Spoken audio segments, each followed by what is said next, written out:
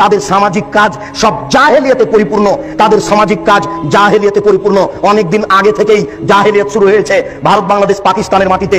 নইলে 20,000 লোক 22 বছর ধরে একটা কবর বানালো, 20,000 লোক 22 বছর ধরে একটা কবর বানালো। ও বাদশাহ শাহজাহান, আপনার বাপের টাকা, 8 কোটি টাকা দিয়ে আপনি আগ্রার তাজমহল বানালেন।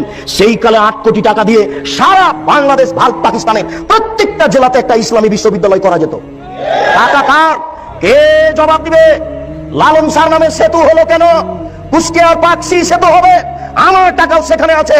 লালন শাহ আবার কে? হিন্দু কি মুসলমান আমি নিজেই জানি না। তার নামে আমার সেতু হবে মানে কারো বাপের টাকা নাকি? এটা আমার টাকা, নিজে বাপের টাকা দান করে লালন শাহ সেতু করতে হবে। সাবধান থাকুন। ও বাদশাহ শাহজাহান, টাকার জবাব দিতে হবে।